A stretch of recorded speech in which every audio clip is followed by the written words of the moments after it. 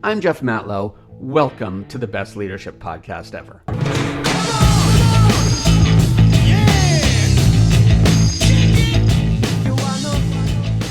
Welcome back to the pod. So great to have you here. What I want to talk about today is narcissism. Have you ever worked with a narcissist? I have, and it's nutso. Working with a narcissist is like living in a Salvador Dali painting. You kind of understand what's happening, but it's an oddly distorted view of reality. When I work with narcissists, I've banged my head against the wall so hard, I know your pain. And though I'm a leadership coach, I won't coach narcissists. I don't even try. I do, however, coach the people who work with them, because it's easy to feel like you're crazy when you're working with a narcissist. But to be clear, you're not crazy. Well, probably not. I mean, maybe you are, but it's a different type of crazy. You know what? Maybe I shouldn't be diagnosing you right now. Let's get back to the narcissist. Here's an important thing to know if you've ever worked with a narcissist. Narcissists won't change. So stop trying to convince yourself that you can fix them, because you can't. The only thing that you can and should change is the way you interact with the narcissists. But I'm going to explain that in a second. First, let's talk about the 3 types of narcissism. When it comes right down to it, narcissists are simply flawed humans like the rest of us, but they refuse to accept their flaws. In fact, they barely even recognize their flaws enough to accept them. Their entire identity revolves around being perceived as perfect, powerful, and successful, and nothing else matters. Nothing. Because of this, narcissists rarely admit mistakes. To do so would threaten their self-perception of perfection. You can't be perfect unless you believe you're perfect. You see, because nobody's perfect. So sometimes they even have to rewrite reality to feed their ego and that perfectionist belief. And that fits in with their need to control. This process of making up facts or rewriting reality is super frustrating for the rest of us, but the narcissists just don't care. We aren't their concern. By the very definition of the word, narcissists are only concerned with themselves. That's why they're narcissists. Now, it doesn't mean a narcissist can't be kind. They can be. In fact, some of the most charismatic people around are narcissists.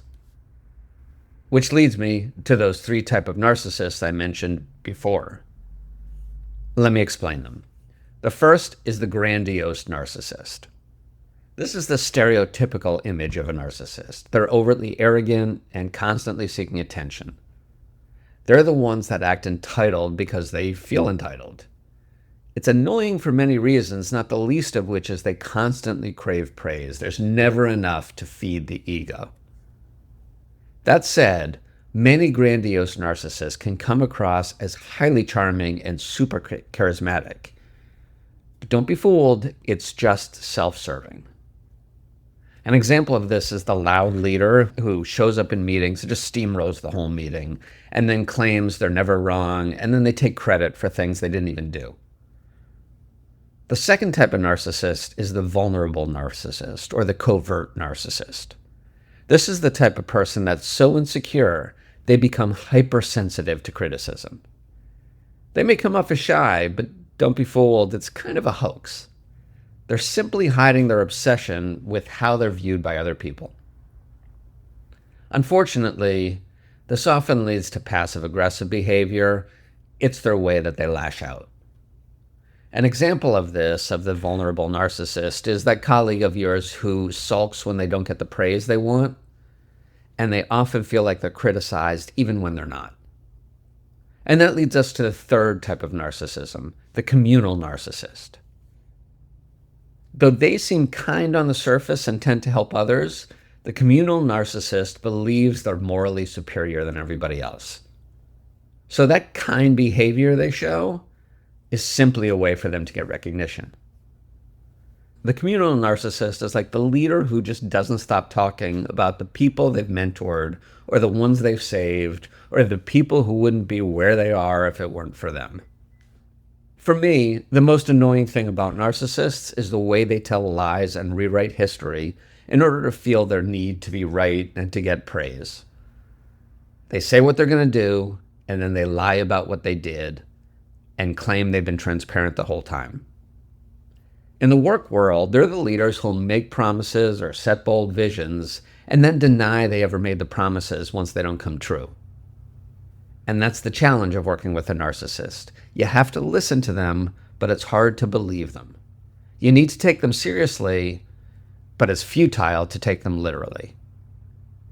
They constantly shift the narrative in order to protect their own image and ego. They'll overpromise publicly and then deny the commitments privately.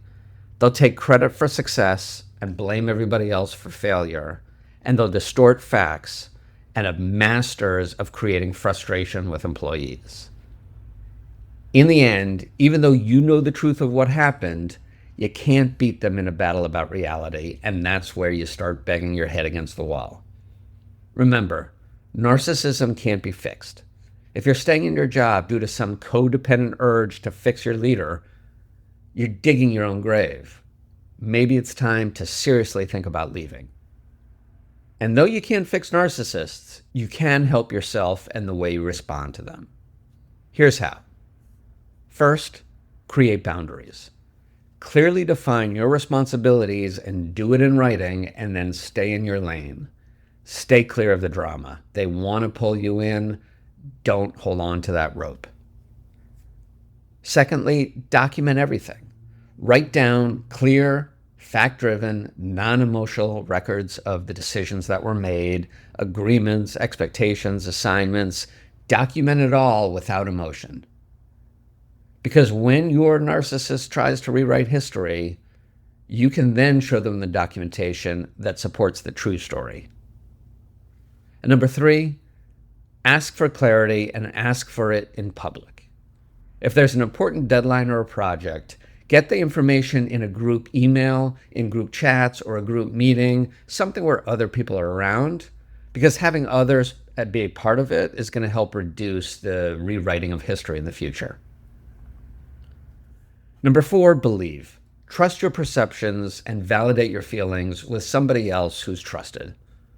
And finally, don't personalize or internalize their behavior. The crazy things they say, the idiotic things they do, they're not about your performance. Their manipulation is about their own insecurity. Try to remember that. Don't take it personally. It's not about you, it's about them. You can't take the narcissistic tendencies out of the narcissist. It's practically impossible, and it's not your job.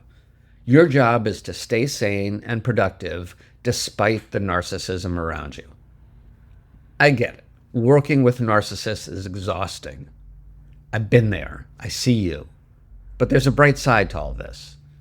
It forces you to define who you want to be, how you want to lead, and what you won't tolerate anymore. In fact, I've learned more about leadership by working with narcissists than I did from almost all my other bosses. In a way, working with a narcissist is a gift. It gives you an opportunity to grow as a leader faster than you would otherwise. Now, granted, it's going to include a bit more head banging against the wall than you want, but eventually your brains are going to stop rattling around. Sometimes the best leadership lessons come from the people who are never great leaders in the first place. If you're having challenge with a narcissist, if this resonates with you, reach out to me. My contact information's in the comments, and go to thebestleadershipnewsletter.com. You'll see a lot more there. Join the community. I can't wait to talk to you next week. Have a great one. Bye.